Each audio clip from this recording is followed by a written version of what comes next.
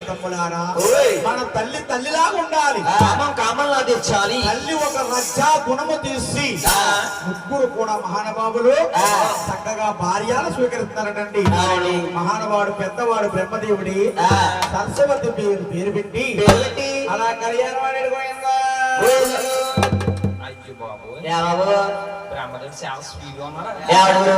భార్య అని అన్నాము లేదో తీసుకోవద్దు అన్నా కూడా తీసుకునే ఉన్నాడు ఆయన. అయ్య బాబోయ్ భార్య ఎవడెవరు గారు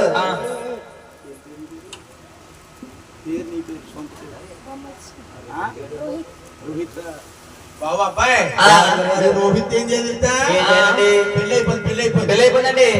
ఊరుకోండి అలా అమ్మగారు నాన్నగారు కూడా కట్టం తెస్తారంటే అలా చేస్తున్నట్టు పెళ్లి. వీళ్ళ అమ్మగారు ఏం చేయండి తెలుసావిడి? రోహిత్ అమ్మ కోటు కొడతాం యాసం వేస్తాం అంటే ఎక్కడికైనా వెళ్ళిపోవడం లోపల 3 సార్లు వస్తుంది ఆవిడ. రోహిత్ ఏం చేయాలి తెలుసా?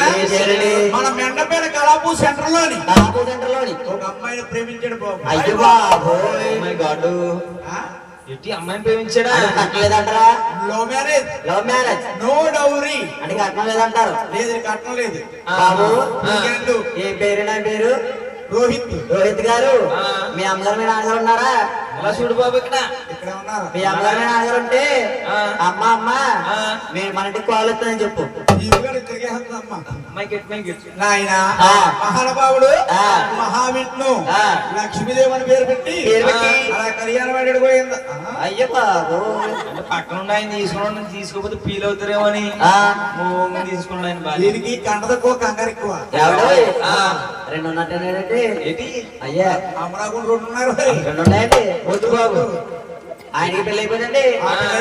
ఎవరి గురువు గారు పెళ్ళైన అడవుల్లోని చేతిలో పెట్టి ఓ పిసికేస్తున్నాడు. ఎవరిని? అదే భార్యని. పిల్లల్ని ప్రేమించమన్నారు. పిసుకర నాయన పిసుక బాగుండాలి.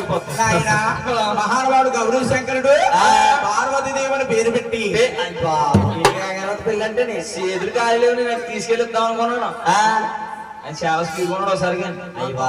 చెట్లా ఉన్నాడు. పెళ్లి అయిపోయిందండి.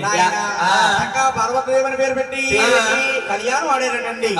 ఇంకా పట్టుకు కూడిది మిగిలిపోయింది. మన తల్లి గారి పేరు ఎరగల లోకంలో నిశ్చితార్థంగా పోనకూడదు. కామం అని కన్ను మూసింది. అలాగని బొమ్మను చేసి ప్రాణం పోసి ఒళ్ళల్లా నేత్రాలు పెట్టి చేతిలో సింహు చక్రం పెట్టి 12 చేతుల బాబుతుగా గాయించి మహానుభావుడు పెద్దవాడు బ్రహ్మదేవుడు అండి ప్రార్థన రాస్తాడు. శంకర ప్రాణం పోస్తాడు. ఆదిష్ణువు తౌసు పోస్తాడు. పక్కన నిలబెట్టి ఎవరి రాజ్యాల వారు ఎవరి భూములలో కానీ రాజమమ్మ ఊరుకుంటుందా?